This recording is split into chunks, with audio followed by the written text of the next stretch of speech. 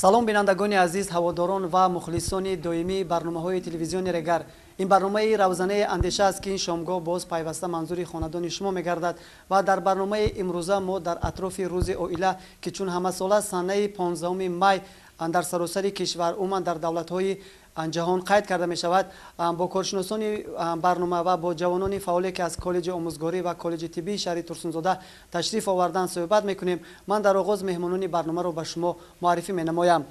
раиси суди ноҳияи шаҳри нав Саидзода Муҳаббат Шералӣ, Адилафрӯз Муҳаммадиева, мудири шӯъбаи корбозанон ва ҷавонони кумитаи иҷроияи ҳизби халқии демократии Тоҷикистон дар шаҳри Турсунзода. ҳамчунин дар барномаи мо ташриф доранд Иброҳимова Мавзуна, ҳуқуқшиноси коллеҷи тиббии шаҳри Турсунзода. Хуб, ман бори дигар ҳузури мубораки шуморо ба студияи телевизиони Регар хайрамақдам мегӯям ва имрӯз ки мо дар арафаи рӯзи оила қарор дорем, суҳбат карда бошем як лаҳзае ки имрӯз то чӣ андоза оилаҳои шаҳри Турсунзода побарҷо ҳастанд, то чӣ андоза оилаҳои намунавии шаҳри Турсунзода дар пешрафти ҷомеаву давлат саҳм мегузоранд.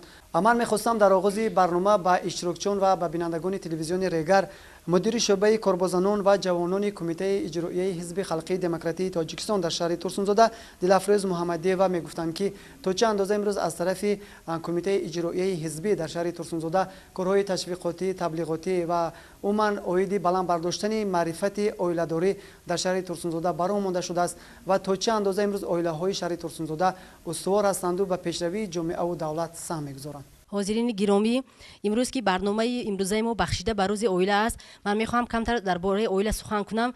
Оила яке аз рукнҳои асосии ҷомеа ба ҳисоб меравад. зеро инсон дар оила ба дунё меояд, ба воя мерасад, хулқу атвор, рафтор, кирдори некро меомӯзад. ҳамзамон вазифаи асосии оила ин ба дунё овардани насл мебошад. албатта қадами мубораки тифли навзод дар ҳар як оила хушбахтӣ, бахту саодат меорад ва ҳамзамон падару модаронро водор месозад ки масъулияти тарбияи онҳоро дарк намоянд. зеро ҳар як фарзанде ки ба дунё меояд, аз аввали ҳамон рӯзи ба дунё омаданаш бояд падару модар тарбияи он фарзандро оғоз намояд. як ривояте пешкаши шумо карданӣ ҳастам ки рӯзе волидайн баъд аз таваллуд шудани фарзандашон ба назди як донишманде мераванду аз ӯ суол мекунанд ки ба ӯ муроҷиат мекунанд ки барои тарбияи фарзандашон ба онҳо маслиҳат диҳад. вақте ки донишманд ба онҳо савол медиҳад ки фарзанди шумо чанд рӯза шуд, падару модар ҷавоб медиҳанд ки фарзанди мо 3 рӯза шуд. донишманд дар ҷавоб мегӯяд ки шумо аллакай 3 рӯз барои тарбияи фарзанд дер кардед. аз ин ҷо бармеояд ки ҳар як падару модар тарбияи фарзандро бояд аз таваллуд шудани рӯзи ҳамун таваллуд шудани кӯдак ба роҳ монад. албатта ҳар як падару модар вазифадор аст ки фарзандро дар роҳияи ватандӯстӣ, меҳру муҳаббат ҳамчун як фарзанди фарзонаи арҷуманди ҳамин ҷумҳурии Тоҷикистон тарбия намояд.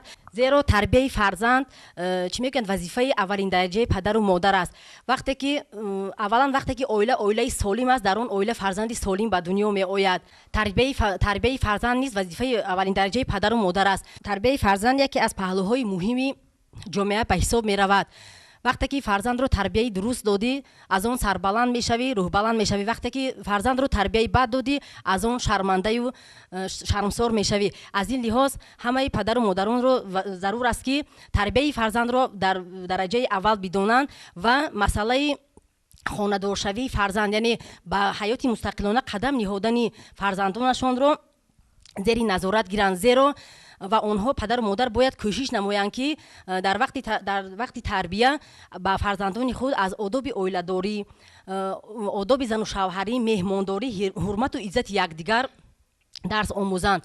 ва мо кормандони кумитаи иҷроияи ҳизби халқии демократии Тоҷикистон дар шаҳри Турсунзода тасмим гирифтаем ки оиди анами одоби оиладорӣ, таълиму тарбияи фарзанд ва масъулияти падару модар дар тамоми ташкилотҳои ибтидоии ҳизбӣ, аз ҷумла дар коллеҷи тиббии шаҳри Турсунзода, дар коллеҷи омӯзгории шаҳри Турсунзода ки ҳам омӯзгорон ва ҳам донишҷӯёни ин муассисаи мазкур аъзои ҳизби халқии демократии Тоҷикистон мебошанд, корҳои фаҳмондадиҳӣ барем. дар ҳар як ҷашну маросимҳо ки бахшида ба рӯзи оила асту бахшида ба рӯзи ҷавонон аст, мо маҷлисҳо гузаронда оиди ҳамин чизҳо ба онҳо маълумот медиҳем.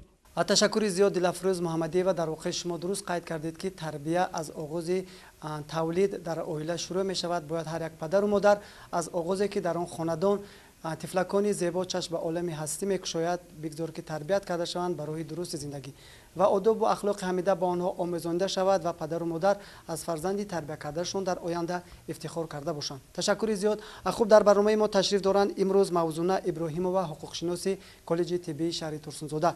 شما میگفتید که امروز جداشوی عائله ها به چه آورده میرساند، همچنین آن عائله هایی که جدا میشوند حقوق آنها از طرف همه مقامات های مربوطه تا چه اندازه حفظ کرده می شود. امروز هستند مادرانی که هنگام جداشوی به مال و ملک شاید نیاز دارند، شاید گرفته نمیتوانند، شاید فرزند دارند و بیخانه و در ماندند. میخواستم فکر و نظر خیش را عاید حمایه حقوق های انمین نفرانی که عائله های خود را از دست دادند یا که پاش کردند بیان میکردند. وقتی که زن و شوهر دانشی حقوقی نداشته باشند آنها تنها از قید نکاح دینی میگذارند و این نداشتن قید نکاح رسمی آورده میرساند به آوارگی های زن، خصوصا زن، یعنی که سرسانی های زن. نتیجه سرسانی های زن این نبودن در شهادتنامه عقد نکاح است و بنابر همون یکی از نتیجه که نبودن این نمین شهادتنامه عقد نکاح در این آورده میرساند به سرسانی های زن که وقتی که اینها اگر شهادتنامه عقد نکاح نداشته باشند نکاح آنها به طریق مسلمانی یعنی که به طریق دینی اگر رخ دهد در اینجا پیش از همه آواره می شود زن، چون که شهادتنامه عقد نکاح نیست نبود و در این وقت وی برای طلب کردن الیمنت برای فرزندش پیش از همه باید چیکار کنه؟ حقوق ندارد و پیش از همه اون باید مقرر کند حالت پدری فرزندش رو به طریق سودی.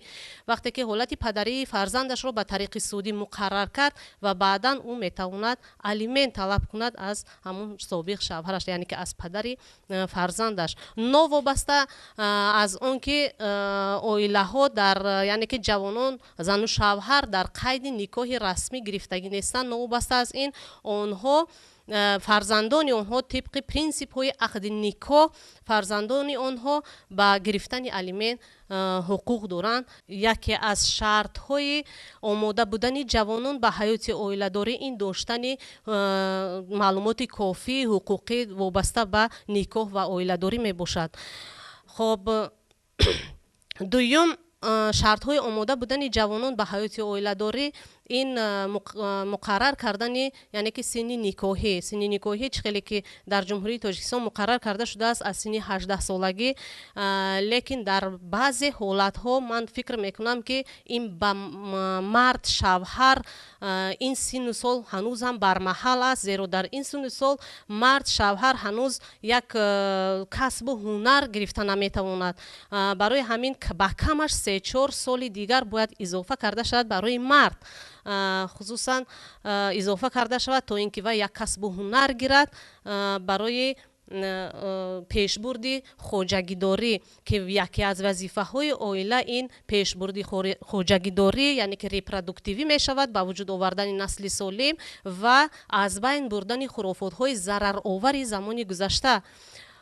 برای همین باید مرد شوهر پوره باید آماده باشد برای حیات عائله داری، اینچنین باید یک سهم خود را به بودجه عائله درآورد و تا اینکه گرچنده که جوانان امروزه ما حیات اول عائله داری را در سیر اعضای عائله پدر و مادران خود میگذرانند، آنها باید یک حس مسئولیت ناکی وابسته به حیات عائله داری داشته باشند.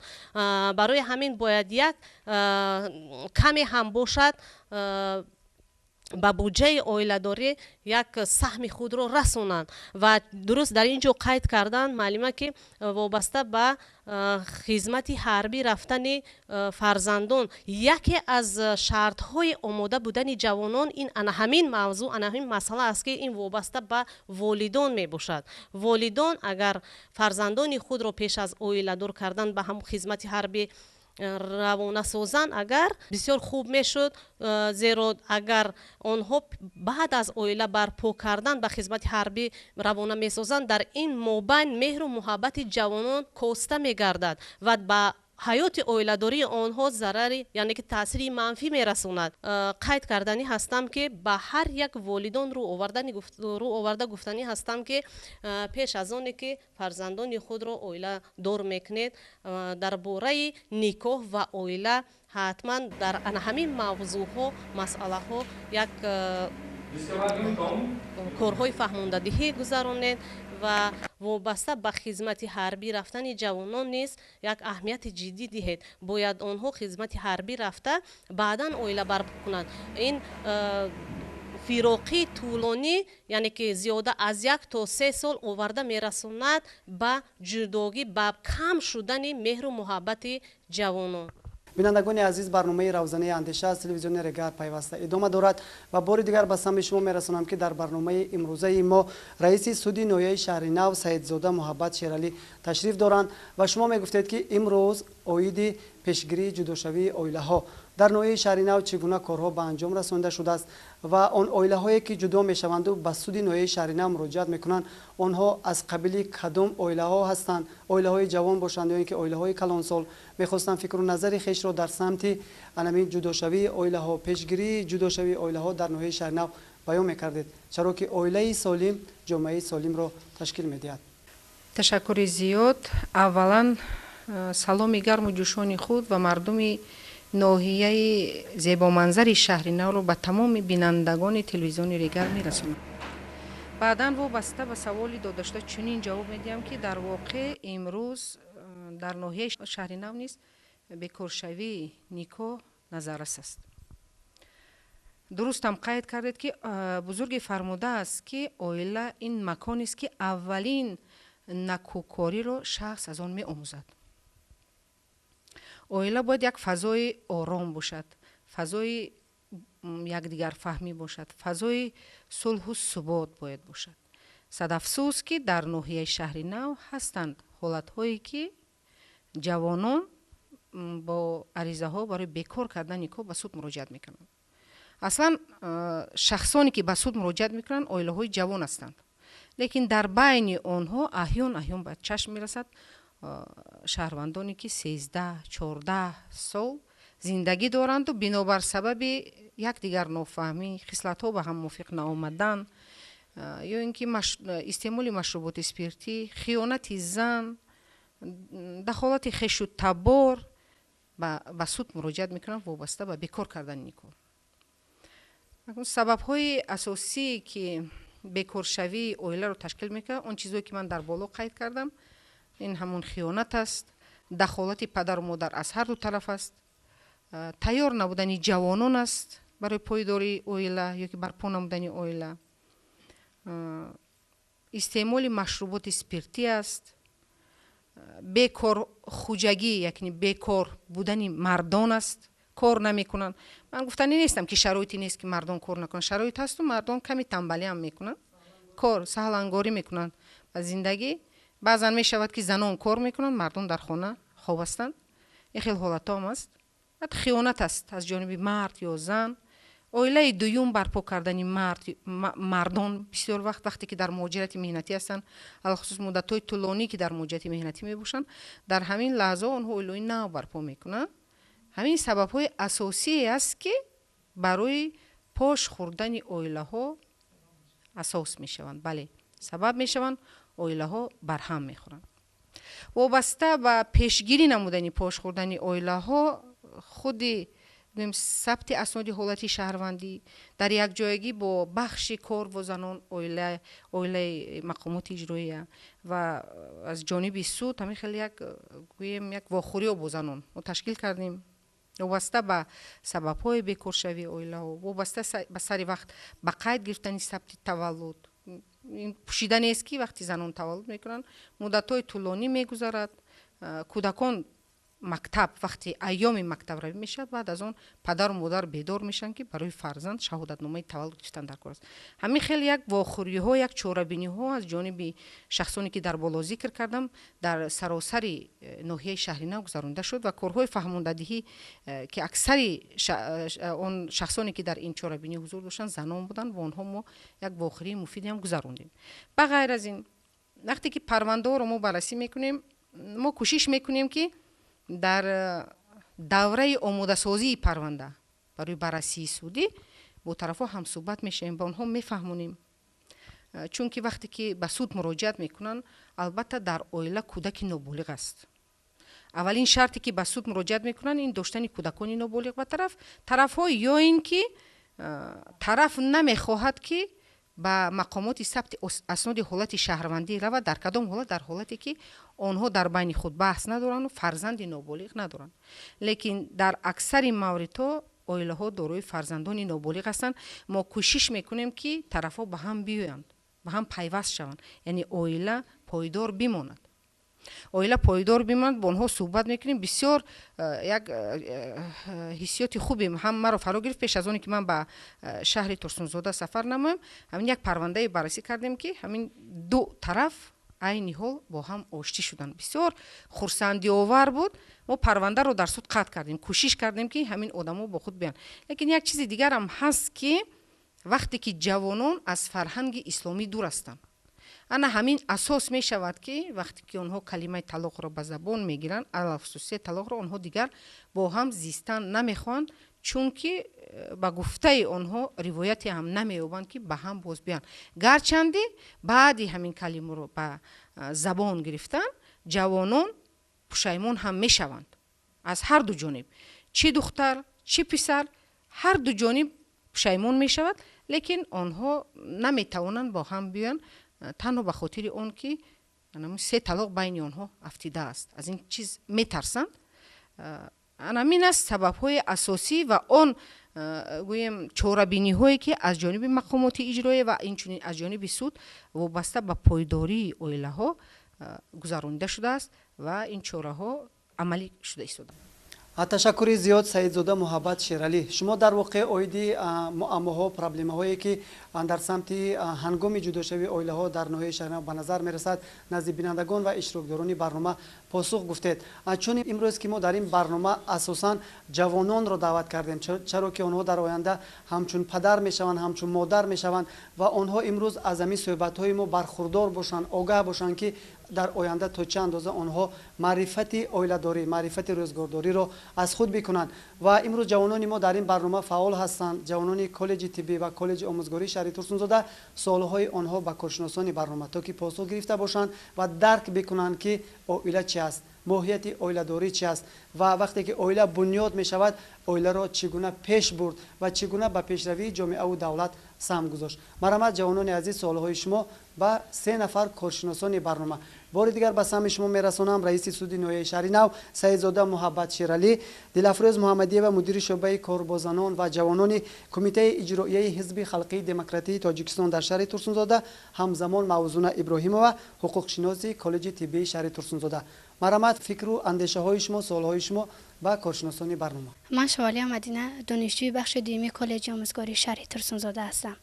ба Мавзуна Иброҳима чунин савол дода мешавад: барои мустаҳкам намудани оилаҳои ҷавон бояд чӣ кард? шумо ҳамчун ҳуқуқшинос ба мо чӣ маслиҳат медиҳед? бисёр саволи пурмазмун ва ба маврид аст. барои мустаҳкамгардонии оилаҳо чӣ хеле ки ҳозир мо қайд кардем, пеш аз ҳама омода будани ҷавонон ба ҳаёти оиладорӣ аст. ба ҳаёти оиладорӣ омода будани ҷавонон чӣ гуна? яъне ки онҳо бояд ҳамаи корҳои рӯзгордорӣ, аз он ҷумла иззату эҳтироми хуштоманд, шавҳари худ, муносибат бо шавҳар чӣ гуна бояд бошад, арӯсон аз кадом корҳо бояд худдорӣ кунанд, яъне ки пеш аз ҳама муносибат бо шавҳар бояд дар байн сутуни оиларо муносибати якдигар муносибат, яъне ки якдигарфаҳмӣ ва боварии байни зану шавҳар ташкил медиҳад ва барои ҳамин бояд зан бо шавҳар муомилаи хуб, муносибати хуб, инчунин бо аъзоёни оила муомилаи хуб, муносибати хуб дошта бошад ва арӯсон бояд аз кадом корҳо худдорӣ кунанд ва ин барои пешбурд ва мустаҳкамии оилаҳо мусоидат мекунад, яъне ки арӯсон бояд аз чунин корҳо худдорӣ кунанд: рӯйтуруш кардан ба аъзоёни оила, баҳс бо аъзоёни оила, дахолат кардан ба корҳои шахсии шавҳар ва ғайраву ғайра. ба раиси суди ноҳияи шаҳри нав савол дорам ки дар асоси қонунгузории ҷумҳурии Тоҷикистон баъд аз ҷудошавии оила фарзандон дар ихтиёри падар монда мешавад ё ки модар? якҷон сипос. дар воқеъ тибқи талаботи кодекси оилаи ҷумҳурии тоҷикистон ҳуқуқи падару модар нисбат ба фарзандон баробар аст. вобаста баъд аз оне ки зан ё шавҳар аз ҳамдигар ҷудо мешаванд ё ки оила пош мехӯранд, кӯдакон боқӣ мемонад, ҳамеро таъкид сохтаниям ки дар ин ҷо манфиати кӯдак аз ҳама болост. зеро кӯдакон ноболиғанд. дар ҳама сурат суд бояд кадом ҳолатҳоро ба назар гирад.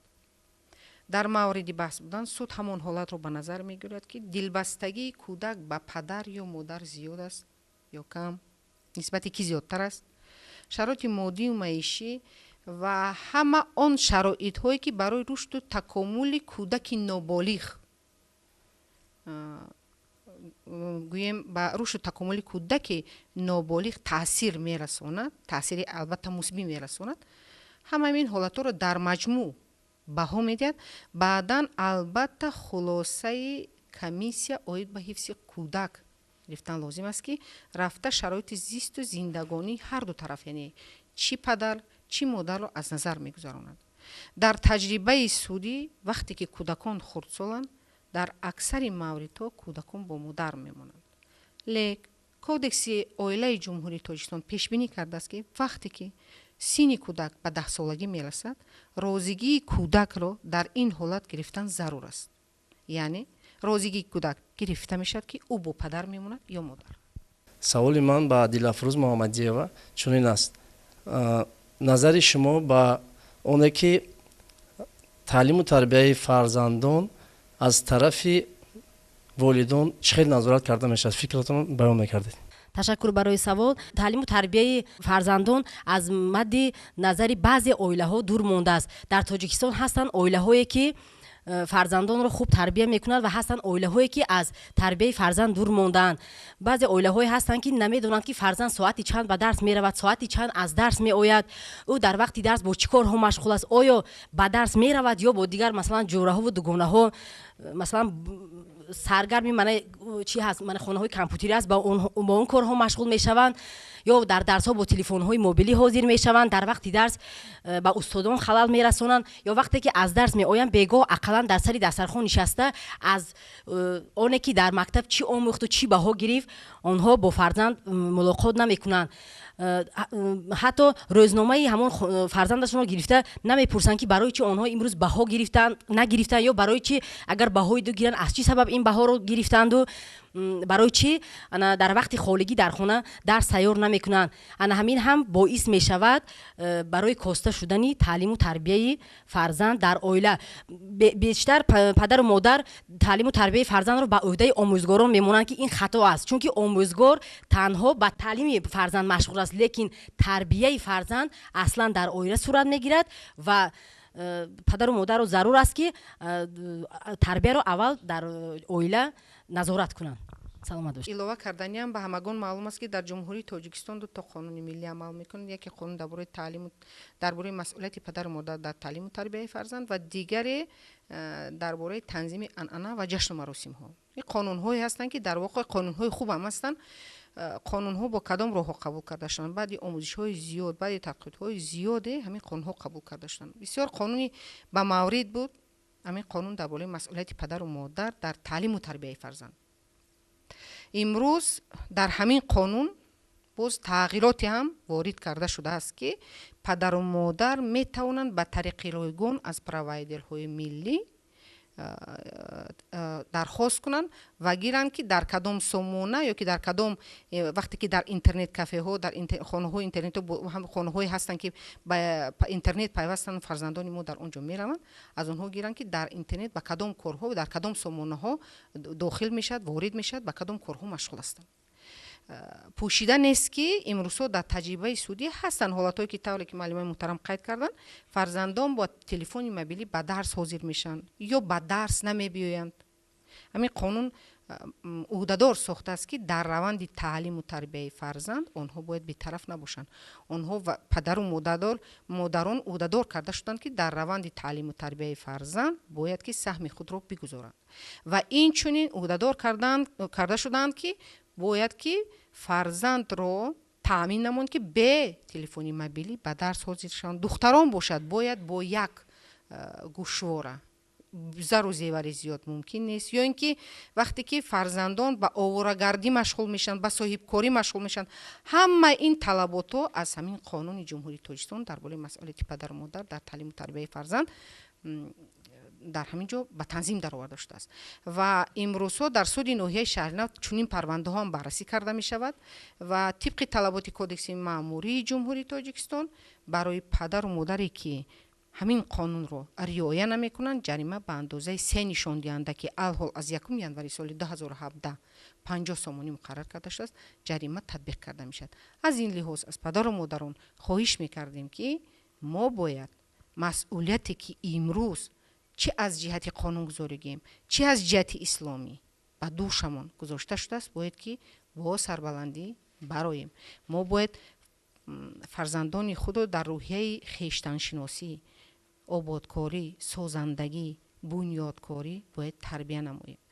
вақте ки фарзанд ба телефони мобилӣ машғул мешавад ё ба телефони мобилӣ ба ҳар гуна гӯем он сайтҳо ҳаст сомонаҳо аст ба ҳамин сомонаҳо ки бисёр сомонаҳои зарароварам ҳастанд бале ғайри ахлоқӣ ҳам ҳастанд сомонаҳое ҳастанд ки онҳоро ба ном ба давлати исломӣ гӯем ба ҷиҳод ба ном даъват мекунанд бисёре аз ҷавонон ба тариқи телефонҳои мобилӣ ба давлати сурия сафар мекунанд давлате ки имрӯз тақдири ӯ номаълум аст он давлати исломие ки мегӯянд давлати исломӣ ҳам нест ба ягон рукнҳои ислом гӯем мутобиқ ҳам нест лекин дар аксари мавридҳо ҷавонон фирифтаи гӯем пулу молу дигар чиз мешаванд ки дар воқеъ ҳам дар он ҷо на пул асту на мол асту на сарват.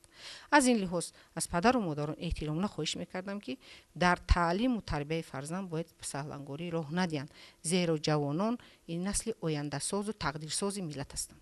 ман шарифзода саида донишҷӯи соли аввали коллеҷи тиббии шаҳри турсунзода. суоли ман ба мавзуна иброҳимова чунин аст ки ҳамчун ҳуқуқшинос дар бораи никоҳҳои расмӣ чӣ гуфтанианд? хеле ки мо қайд кардем никоҳ ин иттифоқи озод ихтиёрона ва баробарҳуқуқии зану мард аст ки бо мақсади ҳамзистӣ ва бо мақсади тавлид ва тарбияи фарзанд дар натиҷаи меҳру муҳаббати тарафайн баста мешавад. никоҳҳои расмӣ тибқи талаботи моддаи 1 кодекси оилаи ҷумҳурии тоҷикистон ҳуқуқу ӯҳдадориҳои зану шавҳариро ба вуҷуд меорад.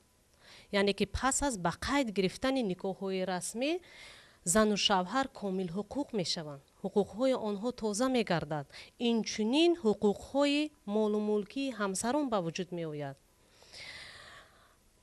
вақте ки ҳуқуқҳои молумулкии ҳамсарон ба вуҷуд омад зану шавҳар вобаста ба ҳамон амволе ки дар давраи занушӯӣ зиндагии якҷоя ҷамъоварӣ карданд моликияти умумии онҳо ба ҳисоб меравад тибқи талаботи моддаи 34 кодекси оилаи ҷумҳурии тоҷикистон ва ҳангоме акун ин чӣ гуна таъсирот дорад ҳангоми бекор кардани ақди никоҳи онҳо ба ана ҳамон молу амволе ки дар давоми зиндагии якҷоя ҷамъоварӣ карданд моликияти умумии онҳо ба ҳисоб рафта байни онҳо баробар тақсим мешавад ва дар ин ҳолат ҳам зану шавҳар ва ҳам фарзандон дар як ҳолати ногувор намемонанд агар онҳо аз қайди никоҳи расмӣ гузашта бошанд.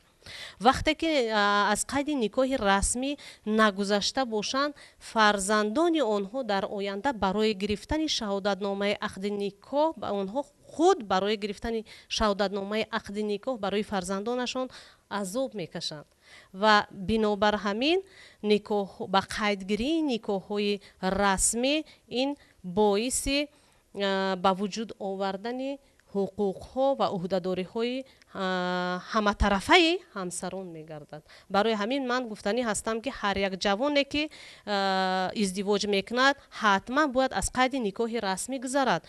қайди никоҳи динӣ ягон ҳуқуқу ӯҳдадориҳои заншавҳариро ба вуҷуд оварда наметавонад ва надоштани боз як бори дигар хотиррасон менамоям надоштани шаҳодатномаи ақди никоҳ ин боиси оварагӣ ва сарсониҳои ҳамсарон мегардад дар оянда. имрӯзҳо дар оила латукоби занҳо нисбат бисёр аст ва занҳо ҳуқуқҳои худро надониста дар нимароҳи зиндагӣ мемонанд. дар ин ҳолат чӣ маслиҳат метиҳед?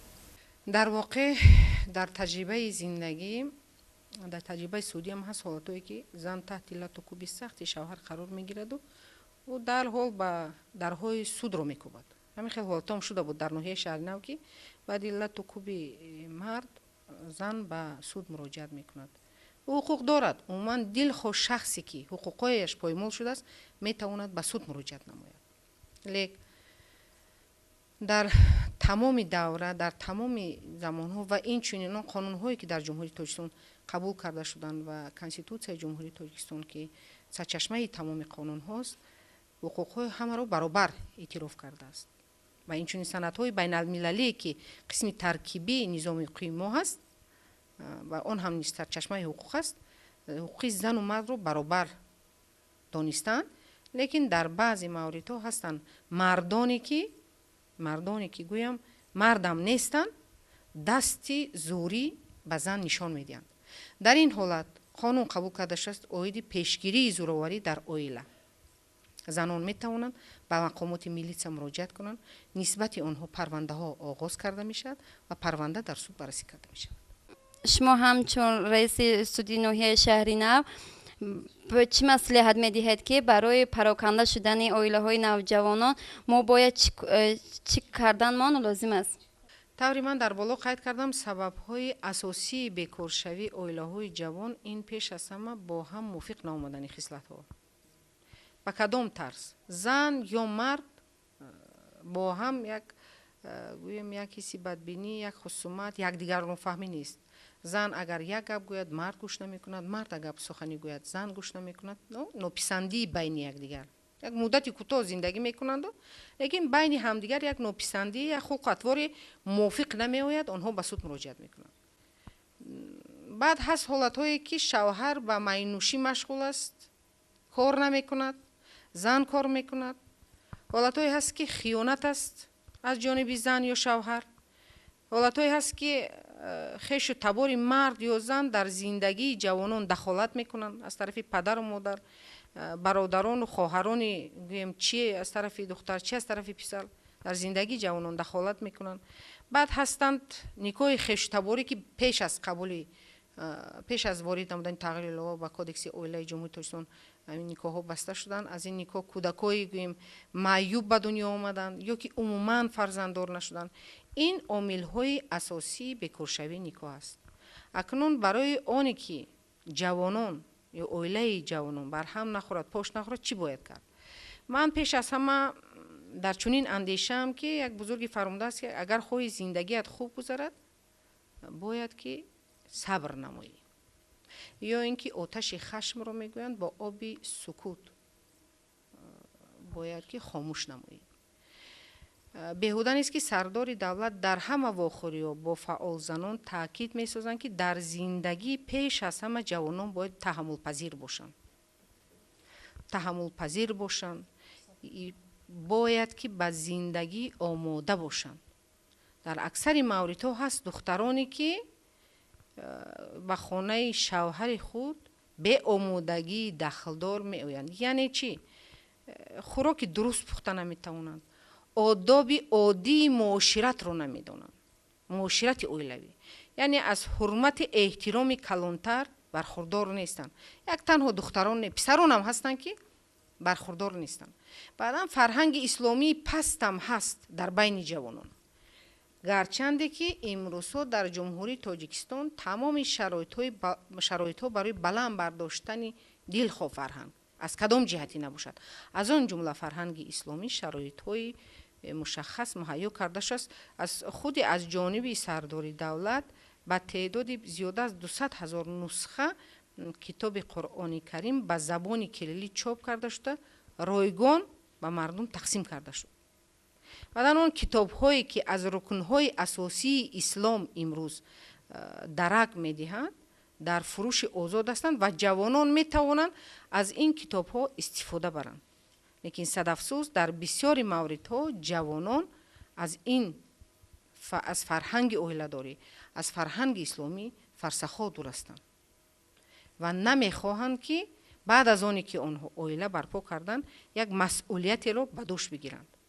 аз ин лиҳоз бисёр хуб мешуд ки пеш аз оне ки ҷавонон оила барпо мекунанд ҷавонон бояд барои бароҳи мустақилона қадам задан яъне худ зиндагӣ як баҳри беканоро мемонад ва зиндагӣ баҳри беканоро мемонад ва шахс гӯё дар як киштие ана ҳамин баҳри беканорро шино мекунад зиндагӣ пастии баландии зиёд дорад аз ин лиҳоз беҳуда нест ки сардори давлат ҳама вақт мегӯянд ки мо бояд таҳаммулпазир бошем ва нозукиҳои зиндагиро назокати зиндагиро пеш аз ҳама ба духтар модар меомӯзад бояд модарони муҳтарами мо бояд ба духтарон нозукиҳои зиндагиро назокати зиндагиро ба духтарон ба фарзандони худ биомӯзанд оиди никоҳи хештаборӣ мехостам Дилафрӯз Муҳаммадиева каме маълумот диҳанд.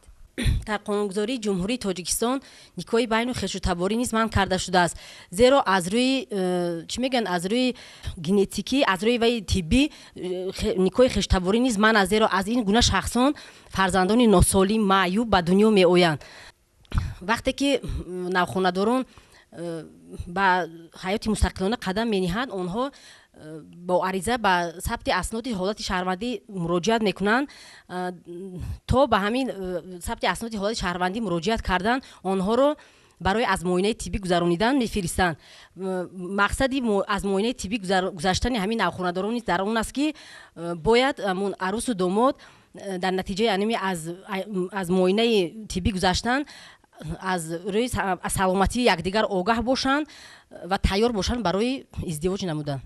ман қодиров Зайналобдин донишҷӯи курси яки коллеҷи омӯзгории шаҳри Турсунзода мебошам.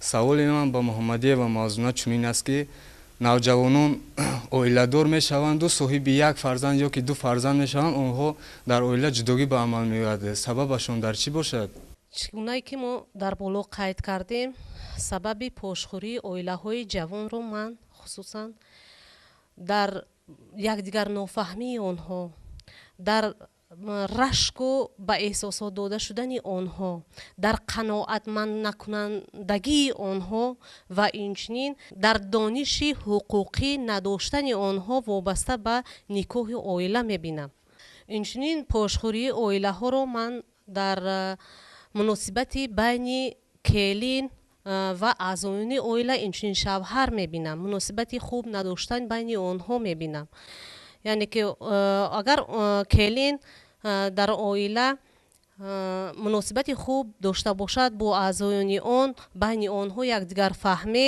ва муносибати хуб бошад оилаҳо яъне ки оилаҳои устувор мегарданд мустаҳкам мебошанд.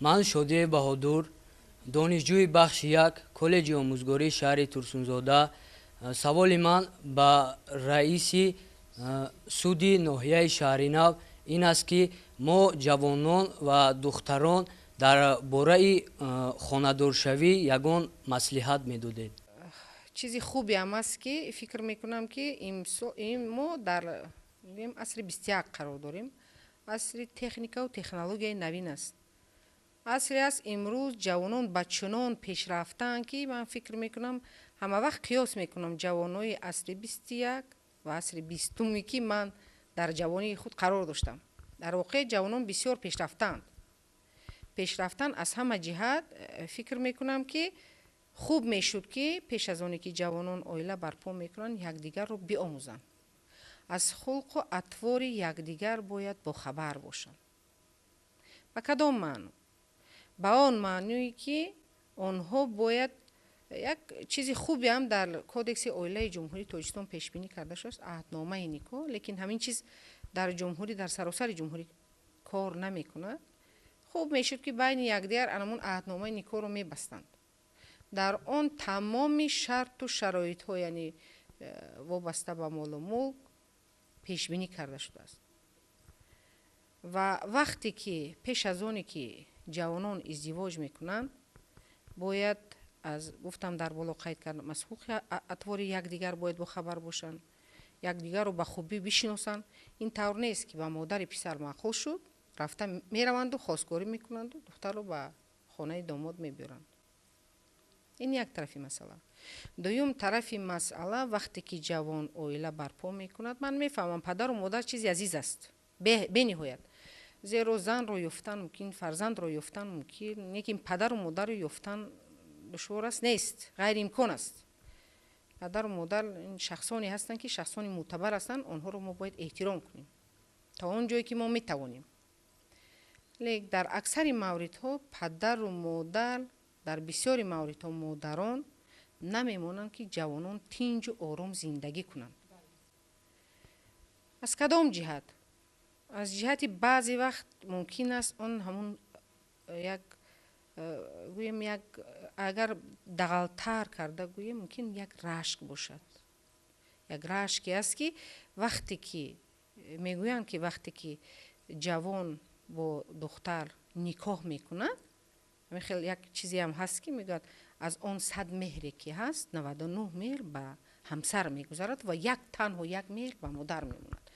ممکن من خود مادر هستم، ممکن در همین حالت ها ممکن رشک مادری هم بالا گیرد وقتی که مهربانی پسر رو نسبت به همسر خود میبیند.